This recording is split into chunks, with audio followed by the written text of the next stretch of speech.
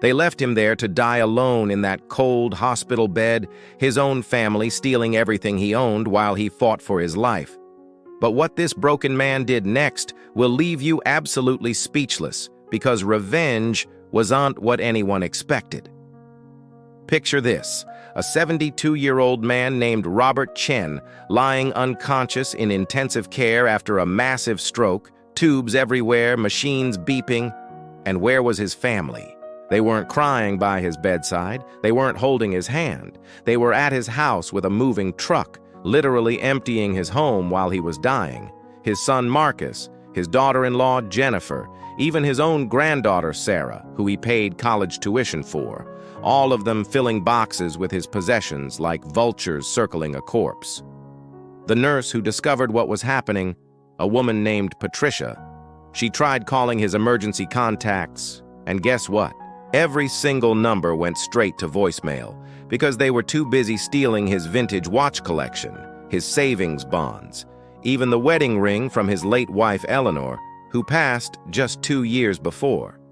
Robert had worked 47 years as a civil engineer, built bridges that thousands drove over daily, saved every penny, lived modestly in a small 3-bedroom house that was now being stripped bare by the people he loved most. And here's where it gets absolutely insane when Robert woke up 3 weeks later, paralyzed on his left side, barely able to speak.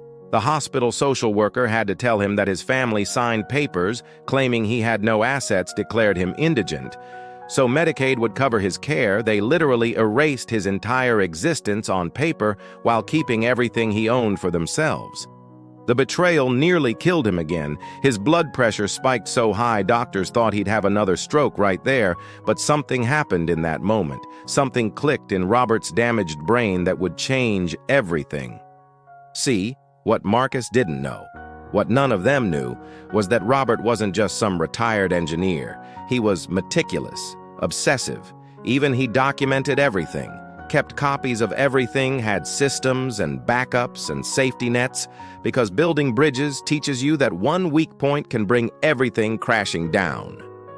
From his hospital bed, unable to walk, barely able to hold a pen, Robert started making phone calls with his one good hand. And the first person he called wasn't a lawyer, wasn't the police. It was his old Army buddy James, who he served with in Vietnam, a man who owed Robert his life after Robert dragged him from a burning vehicle in 1971. James showed up the next day with a wheelchair, a laptop, and a fury in his eyes that scared the nurses, and together they began unraveling the web of lies Marcus had spun. But here's the first twist that nobody saw coming when they accessed Robert's bank accounts. They found something that made James drop his coffee. Marcus hadn't just stolen from Robert, he had been stealing for years. Small amounts at first, $500 here, $1,000 there, using his power of attorney that Robert granted him to slowly drain accounts, while Robert trusted him completely. The total? Over $300,000 gone, transferred to offshore accounts, cryptocurrency wallets, shell companies that Marcus set up thinking his old man was too senile to ever figure it out. But Marcus made one critical mistake. He underestimated what a man with nothing left to lose can accomplish. Robert couldn't walk into a courtroom, couldn't stand before a judge, but he could think, he could plan, and he could hit back harder than Marcus ever imagined. So instead of going to the police immediately, Robert did something brilliant. He started letting Marcus think he was winning.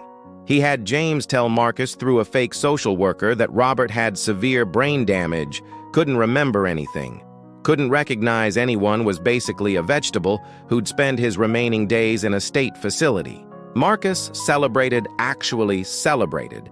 James recorded him on hidden camera popping champagne, with Jennifer laughing about how the old man finally kicked the bucket mentally, if not physically, talking about how they'd sell the house, split the money, maybe buy that boat they always wanted.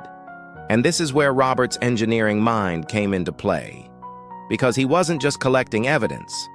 He was building a case, brick by brick, like one of his bridges, designed to carry weight and withstand any attack. 3 months passed. Marcus sold Robert's house to a developer for $800,000, bought that boat, a Tesla for Jennifer, paid off their mortgage, lived like lottery winners while Robert ate hospital food, and worked with physical therapists to regain enough mobility to execute his plan. And then one morning, Marcus got a knock on his door. It wasn't the police, it was worse. It was a process server with a lawsuit so comprehensive, so devastating, that Marcus's lawyer literally told him he was screwed beyond belief. Robert was suing for everything: the theft, the fraud, the elder abuse, the forged signatures. But here's the second twist that makes this story absolutely insane. Robert didn't want money. He wanted something far more valuable. He wanted Marcus to experience exactly what he experienced: abandonment, loss, betrayal. So the lawsuit included a clause that if Marcus lost, which he wouldn't just pay back everything, he'd have to personally care for Robert for 5 years, change his diapers, feed him, bathe him, be his full-time caregiver, or go to prison for elder abuse and fraud, a crime that carried 15 years in federal prison. Marcus thought he could fight it, hired an expensive lawyer with Robert's stolen money, showed up to court confident. But when the judge saw the evidence, the bank records, the recorded conversations, the testimony from neighbors who saw the moving truck, the forged documents, Marcus's face went white.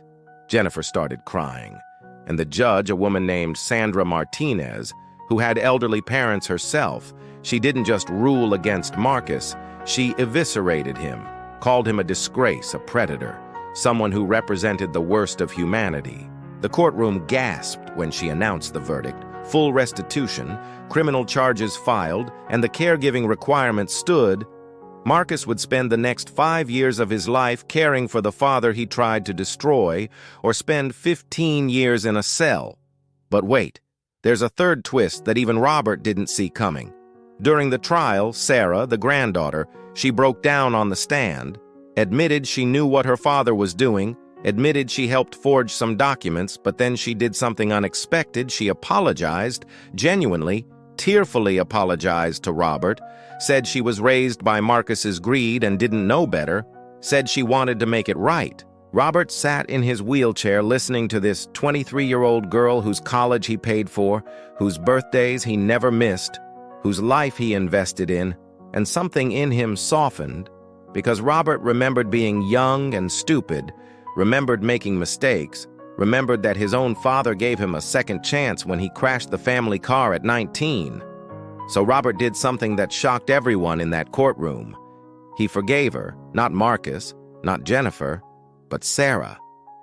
He told the judge he wanted Sarah excluded from the criminal charges, wanted her to have a chance to become better than her father, and the judge granted it. Marcus went pale, realizing his own daughter was being shown mercy he'd never receive. And that's when the reality hit him. He'd lost everything: his freedom, his dignity, his relationship with his daughter, who now looked at him with disgust, all because he couldn't wait a few years for an inheritance, all because greed consumed him so completely he forgot his father was a human being. The final twist? Robert didn't actually need Marcus to care for him. The physical therapy worked better than expected. He regained most of his mobility, learned to walk again with a cane, moved into a small apartment near Sarah's college. And here's the beautiful part. Marcus still had to show up every single day per court order, still had to face his father, still had to live with what he'd done, while Robert slowly rebuilt his life with Sarah as help. Robert started a blog about elder abuse. His story went viral. He appeared on news programs, helped change laws in 3 states regarding power of attorney abuse, turned his pain into purpose while Marcus cleaned bedpans and contemplated his choices and the house that Marcus sold. The developer went bankrupt. The sale fell through due to environmental issues Robert knew about from his engineering days. Marcus had to return the money he already spent, went into massive debt, lost the boat, lost the Tesla, lost everything, while Robert lived modestly but freely. 1 year into the 5-year sentence, Marcus finally broke, apologized through tears, real tears, not manipulation, admitted he'd become a monster, asked not for forgiveness, but just for Robert to know he finally understood what he'd done. And Robert looked at his son, this broken man who tried to kill him through abandonment, and said the 6 words that completed his revenge: "I forgive you, but I don't forget." Because sometimes the greatest victory isn't destruction. It's watching someone realize they destroyed themselves. Robert lived 7 more years after that trial, saw Sarah graduate, get married, have kids, rebuilt a relationship with his son who became genuinely better through suffering the consequences of his actions. And when Robert finally passed at 79, peacefully in his sleep, he left everything to Sarah with one condition: that she use part of it to help other elderly people facing abuse, to turn his story of abandonment into a legacy of protection. If this story moved you, if you believe in justice, in second chances, in the power of one man to fight back against betrayal, smash that like button. Right now, subscribe to this channel because we bring you real stories of real people overcoming impossible odds. And share this video with someone who needs to hear that it's never too late to fight back. That being abandoned doesn't mean being defeated, and that sometimes the best revenge is living well and loving better. Drop a comment telling us what you would have done in Robert's position. Because this conversation matters and your voice matters. Thanks for watching, and remember, every person has dignity worth fighting for.